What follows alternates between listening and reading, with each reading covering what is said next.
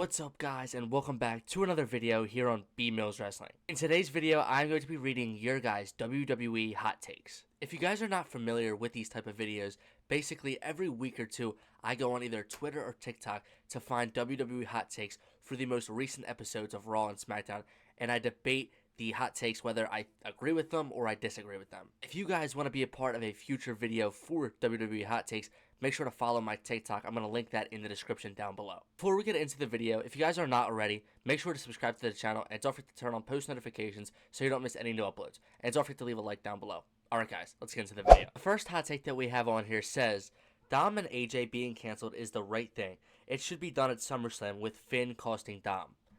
I disagree with this. I don't think that that's the right move by any means. I think SummerSlam is the easiest layup for WWE. It should be Dom versus Finn for the IC title, or a mixed tag match with Dom and Liv taking on Roxanne and Finn Balor. Now, obviously, I don't think that's going to happen because Liv is expected to miss, I think, about 6 months. So, unfortunately, that means she's probably going to miss SummerSlam. So, I think that's out of the cards. But I think that they have to just do Dom versus Finn at SummerSlam. I think that makes the most sense. I don't think Dom versus AJ is worthy enough to be on the SummerSlam card. I don't think people are that excited for it. SummerSlam is the, one of the best events of the year other than WrestleMania. I think it's the second best event of the year. They obviously want to put their best matches and their best feuds, best storylines on that match card. I don't think that's Dom and AJ. It just hasn't been built that great.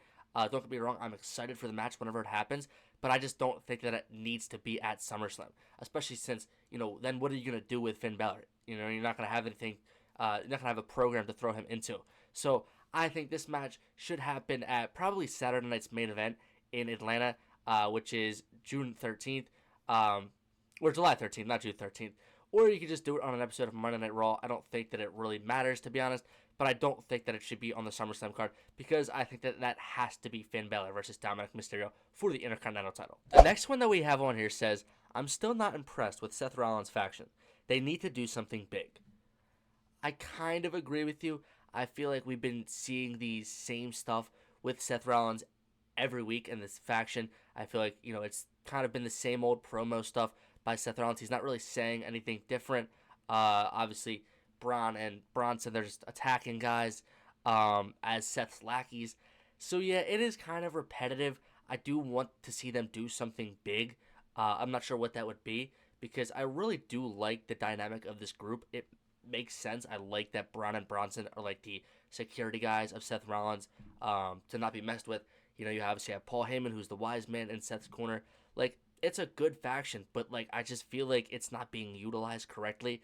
Don't get me wrong, like, I'm not, like, bored of it, but at the same time, I just feel like that there's so much more that they can go into with this faction to make it more interesting.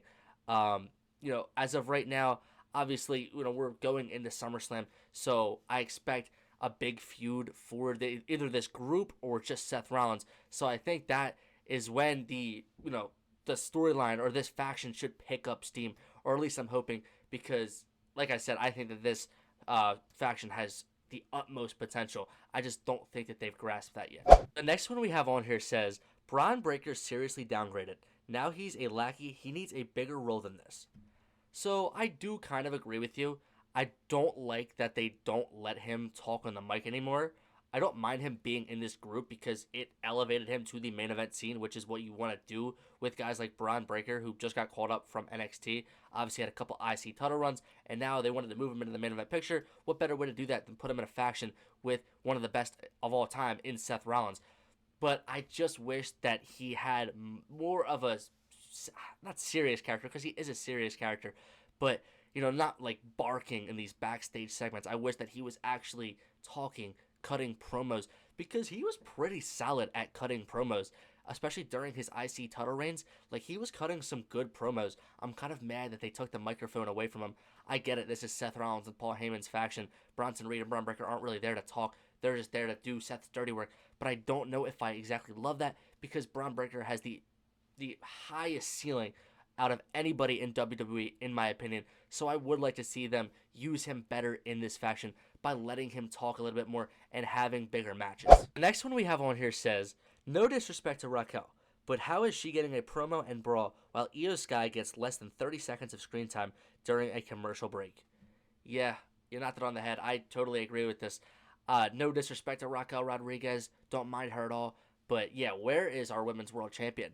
Obviously, we had the little teaser of her and Asuka, which is awesome. I cannot wait for them to do that match either at Evolution or SummerSlam. I'm hoping that it's SummerSlam. Whether or not Asuka wins Queen of the Ring, I think they should still do the match either way. So I am pumped for that. It does kind of suck though, because we probably were going to see a Liv versus Io Sky match for the title, either just on Raw, maybe at Evolution, probably not at Evolution because I think they were going to do Liv and Nikki or a tag match. But either way, it was, they were finally going to put Io in a world title program. She hasn't defended that title since WrestleMania, so it's been legit over 2 months. You should be defending your title in that time. I wish they would at least let her go out to the ring and cut a promo, maybe have someone interrupt her. But these backstage segments that are like 30 seconds to a minute long, yeah, they kind of get boring. It's repetitive. I just want them to do something bigger with her. Obviously, like I said, that it sucks that Liv Morgan got hurt because that probably scrapped some plans. I just hope that they don't wait until like SummerSlam for her next title defense. I hope she does have a title defense at Evolution because I think it's so needed, not only for her, but for the championship. Next one we have on here says, Raw Tag Team Division is in a dump. Championship match against Finn and JD makes no sense. They haven't done anything to earn it. If they don't have teams to put them against, then they should lean towards it. That would be some incredible heel work.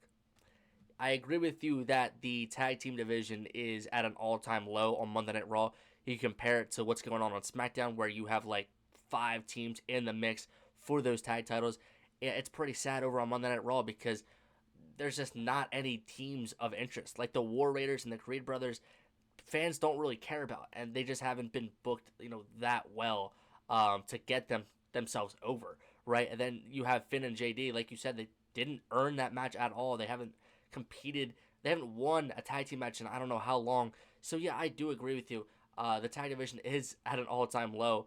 I would like to see them introduce like reuniting teams. I've said this in previous videos. I think they should reunite the Usos, and I think they should reunite Rey Fenix and Penta the Lucha Brothers. I think that would take the Raw Tag Division from down here to all the way up there. I know it's crazy. I know people don't want to see Jay go back into the tag division because of how over he's been as a single star. Penta's been moving really well by himself, but I look at how Jimmy Uso's been struggling by himself.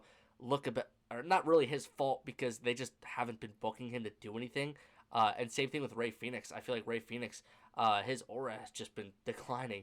Like ever since he came into WWE, first couple weeks he was red hot, and now it's just like nobody's talking about that guy. He's like not been on the last couple episodes of SmackDown, I don't think. So I feel like reuniting these teams would help the Raw Tag Division so much. Imagine the banger matches between the New Day, the Lucha Bros, and the Usos. I would absolutely love that. Do I think that's going to happen? At least for right now, probably not. Maybe down the line. But as for what they do with the tag titles right now, you were saying, they should lean towards them not having any competition. I don't really know where you would exactly go with that storyline, though, unless it was like bringing back the Usos or debuting a new team in WWE, which I don't know if that's what they're planning on doing. But they do need to find a solution for this problem because the Raw Tag Division is an absolute shambles. The next one we have on here says, hear me out. Naomi cashes in on Tiffany Stratton at Evolution, and Jade Cargill wins Queen of the Ring, which makes it Naomi versus Jade, and then Bianca gets involved, and we get the Big 3 triple threat at SummerSlam. So I actually didn't even think about this being a possibility, but I don't hate it at all. I think that this actually would be pretty cool if they did the triple threat between all of them at SummerSlam with the history between all 3 of them and being tag teams, winning tag team gold, and then Naomi injuring Jade, putting Bianca in that tough situation. I would actually really be down for that. I hope they do the triple threat at some point. I'm not sure if it'll be at SummerSlam because I do think it's just going to be Jade versus Tiffany at SummerSlam. I don't really think you can leave Tiffany off of SummerSlam. I'm not saying you implied that, but whoever Tiffany went up against at Evolution, I don't really know who that would be right now. She's feuding with Nia Jax, but they're not going to do that for like a 4th time. That would be ridiculous. So I don't know the direction for her and her opponent at Evolution, but this would be pretty cool. I am expecting Naomi to cash in at SummerSlam during the match of Tiffany and Jade, no matter who wins or if she just makes it a triple threat. But this is a pretty cool way they could go by having her cash in at Evolution, and then they do this at SummerSlam. I would not want them to do Jade versus Naomi one-on-one at SummerSlam because we've already seen that, and I'd rather see Tiffany versus Jade with a Naomi cash-in. I think that's way better than Naomi versus Jade. But if they do Naomi versus Jade Bianca, I think that would be way better, obviously, than just Naomi versus Jade. So either way, if they just do Tiffany versus Jade with Jade winning Queen of the Ring and then a Naomi cash-in happens, or they do the triple threat like you said, I'm fine with either of those things happening. The last one we have on here says, Cody versus Randy in the finals is amazing, but I feel as if something will happen. Maybe foreshadowing a heel turn or tease of a feud between them later. We never forget about you, Randy. And then obviously all the pictures he has is with Randy Orton staring at that WWE title when Cody Rhodes was the champion. I am super excited for this. This is obviously a dream match, right? This version of Cody Rhodes since he returned to WWE, taking on the veteran Randy Orton, who is chasing that 15th world title. I mean, it's the history. It goes back over a decade ago, so I am super excited for this match. Obviously, it's babyface versus babyface at Night of Champions. I do expect Cody to win, but this could be the start of that feud between Cody and Randy Orton, and probably a heel turn from Randy Orton. In this feud, I would expect Randy to be the heel. I would expect Cody to stay babyface. I'd be really shocked if it was vice versa, because I do think Cody Rhodes will win back the WWE Championship at SummerSlam, and then I think later down the line they could revisit this, like I said, with a Randy Orton heel turn, and we get heel Orton versus babyface Cody for the title. Maybe it is the main event of WrestleMania Night 2. I would absolutely love that. I wanted it to be the main event of this year's WrestleMania. That was obviously before John Cena's heel turn. So yeah, I am super excited for this match at Night of Champions, and just super excited for the storytelling of this match. If we kind of get implications that Randy Orton is leaning towards a heel turn, we kind of, we saw him show some heel tactics against Sami Zayn to qualify to get into the finals, right? He was poking Sami Zayn's eyes, right? He was rolling out of the ring, taking his time, kind of showing a little bit of heel tactics. So maybe that's telling us something. Maybe I'm just completely whiffing on that.